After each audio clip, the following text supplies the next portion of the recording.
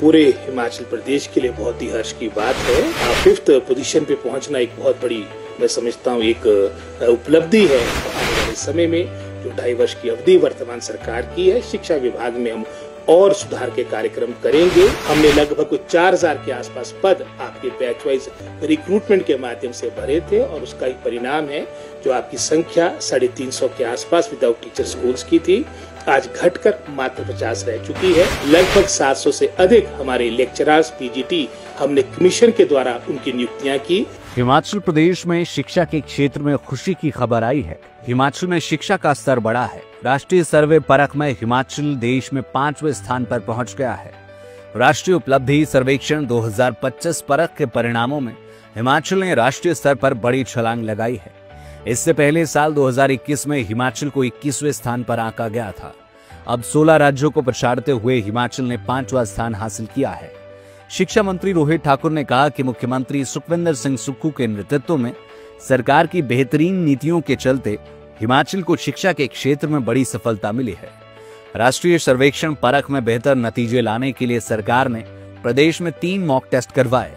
राष्ट्रीय सर्वे में बड़ी रैंकिंग ने शिक्षा के क्षेत्र में लिए गए अभूतपूर्व फैसलों पर मुहर लगाई है। सरकार स्कूलों के स्तर को और बेहतर बनाने के लिए काम कर रही है। उन्होंने बताया कि वर्तमान सरकार में हिमाचल में 700 शिक्षकों की नई भर्तियां की गई है। 4000 के करीब बैच वाइज भर्तियां हुई है। 900 शिक्षकों की भर्तियां समग्र शिक्षा के तहत भरने की प्रक्रिया जारी है। कुल मिलाकर 7000 भर्तियां वर्तमान सरकार ने शिक्षा विभाग में की है।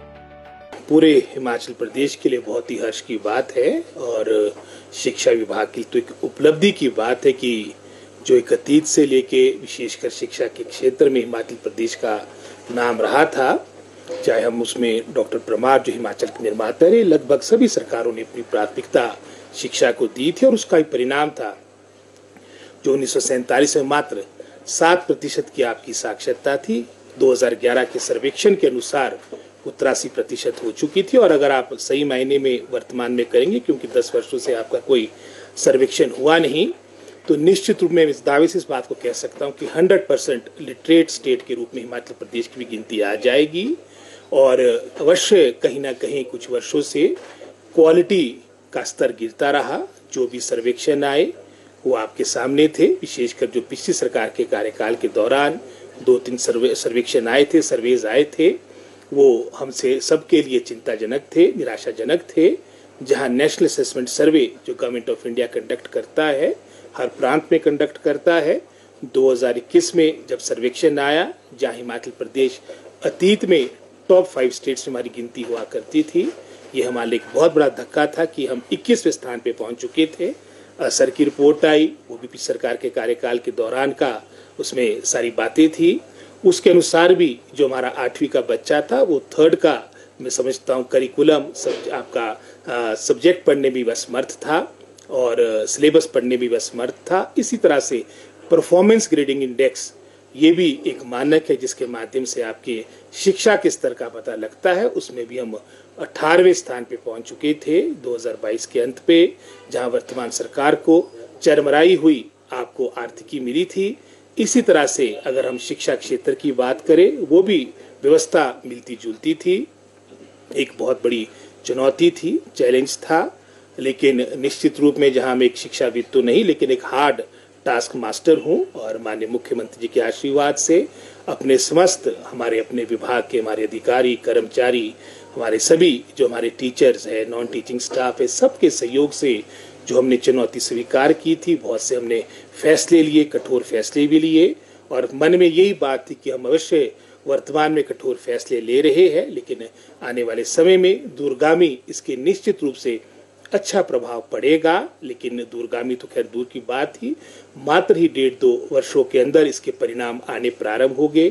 सबसे पहले जो मोरल बूस्टर हमारे एजुकेशन डिपार्टमेंट के लिए, हमारे हिमाचल प्रदेश के लिए था, वो असर की रिपोर्ट थी और आप सभी जानते कि असर की रिपोर्ट में हिमाचल प्रदेश को लर्निंग और रीडिंग लेवल पे नंबर 1 आंका गया है और केरला को भी हमने पीछे किया। ये एक बहुत बड़ी गौरव की बात थी। इसी तरह से परफॉर्मेंस ग्रेडिंग इंडेक्स में वहां पर भी एक अच्छा प्रदर्शन हिमाचल प्रदेश ने पिछली बार के मुकाबले किया है और सबसे बड़ी जो हमने, मैं समझता हूँ, जो मिशन मोड में हमने वर्ष 2024 में अपने आप को डेडिकेट किया था, वो NAS की संबंधित था। जो सर्वेक्षण हुआ था उसमें हम 21वें स्थान से 5वें स्थान पे पहुंचे हैं, और उसमें भी 3 क्लासेस के हमारे इसमें टेस्ट हुए थे, और क्लास 3 में हम नंबर 2 की रैंकिंग है, और आपके 6th में शायद 4th है, और 9th में आप 4th है। तो ओवरऑल जो रैंकिंग हमारे को मिली है वो 5th की रैंकिंग, 5वें स्थान पे हिमाचल प्रदेश आया है। ये एक बहुत बड़ी अचीवमेंट, जैसे आपने बताया 21वें स्थान से 5th पोजीशन पे पहुंचना एक बहुत बड़ी, मैं समझता हूँ, एक उपलब्धि है पूरे प्रदेश की, समस्त हमारे शिक्षा विभाग की। और जैसे हमने कठोर फैसले की बात की, डे 1 में हमने बात की थी कि हम अपने विभाग को स्ट्रेंथन करेंगे, कंसोलिडेट करेंगे, सुधार समय की आवश्यकता है। और निश्चित रूप से जो हमारे को ये मोरल बूस्टर, ये जिससे हमारा उत्साह बढ़ा है, आने वाले समय में जो 2.5 वर्ष की अवधि वर्तमान सरकार की है, शिक्षा विभाग में हम और सुधार के कार्यक्रम करेंगे। आज समय का मैं समझता आवश्यकता है कि विस्तार की बजाय हमें कंसोलिडेट अपने डिपार्टमेंट को करना पड़ेगा। हमारे को अपनी जो मैन पावर है, रिसोर्सेज है, लिमिटेड है, उसका हम सही इस्तेमाल करें। इसी सोच के साथ क्लस्टर प्रणाली को प्रारंभ किया गया, वो आप जानते हैं। इसी तरह से डायरेक्टरेट को इकट्ठा किया गया। इसी सोच के साथ मैं समझता हूँ जो हजारों की संख्या में आपके पद रिक्त थे, 2022 के अंत मुझे याद है लगभग कोई 350 स्कूल आपके विदाउट टीचर स्कूल थे। 3600 ऐसे आपके स्कूल्स इंस्टीट्यूशन थे जहाँ पर एक भी टीचर नहीं था, और ये भी कारण था जिसमें हमारी रैंकिंग अंतिम पायदान में पहुंच चुकी थी। मैं आभारी हूँ अपने माननीय मुख्यमंत्री का, अपने समस्त हमारे कैबिनेट कोलीग्स का, जिन्होंने हमारे को 1 गो में लगभग कोई 5800 पोस्टों की हमारे को सैंक्शन स्वीकृति दी थी। और उसका परिणाम था कि हमने बैच वाइज, क्योंकि आपको पता कि चयन आयोग हमारा हमीरपुर का फंक्शनल नहीं हो पाया था, हमने लगभग कोई 4000 के आसपास पद आपके बैच वाइज रिक्रूटमेंट के माध्यम से भरे थे। और उसका ही परिणाम है जो आपकी संख्या 350 के आसपास विदाउट टीचर स्कूल्स की थी, आज घटकर मात्र 50 रह चुकी है। 3600 आपके सिंगल टीचर स्कूल थे, वो घटकर आधे रह चुके हैं। और इसी तरह से जहां हमने 4000 के आसपास बैचलर्स रिक्रूटमेंट की, लगभग 700 से अधिक हमारे लेक्चरर्स PGT हमने कमीशन के द्वारा उनकी नियुक्तियां की। और विशेषकर इनकी नियुक्तियां फार फ्लंग एरियाज में, दूर दराज के क्षेत्र में लगभग कोई 100 के आसपास संख्या तो हमारी चंबा और सिरमौर की बनती है, जो काफी बड़ी संख्या है। 131 में से पिछली सरकार के कार्यकाल के दौरान 105 ऐसे महाविद्यालय थे 2022 के अंत में, जब हम सरकार सत्ता में आई, कांग्रेस पार्टी सत्ता में आई, जो विदाउट प्रिंसिपल थे। हमने अपने 2 वर्षों की अवधि के दौरान 119 पोस्टें आपके प्रिंसिपल्स की भरी है। और उसके माध्यम से हमारे रिमोट से रिमोट जो कॉलेजेस है, वहां पर भी मैं समझता हूँ आज आपका संस्थान का मुखिया और संस्थान के मुख्य की अपनी इम्पोर्टेंस होती है। इसी तरह से आप जानते हैं जो हमारे कॉलेज कैडर के बाद जो स्कूल कैडर के प्रिंसिपल थे, वो भी 2017 के बाद, यानी एक तरह से पिछले 6-7 साल से आपकी उनकी रेगुलर उनकी प्रमोशन नहीं हो रही थी, मात्र प्लेसमेंट में थे। लगभग वो भी हमने लगभग कोई 1900 के आसपास, जितना भी बैकलॉग 2000 मैं समझता हूँ 16 के उपरांत 2024 तक का था, सभी जो पिछले हमारे प्रिंसिपल्स थे उनकी सर्विसेज को नियमित किया गया, रेगुलराइज किया गया। और शीघ्र हमारी जो अब ये प्रमोशन की प्रक्रिया वो भी हमारी विद इन डिपार्टमेंट प्रारंभ हो चुकी है।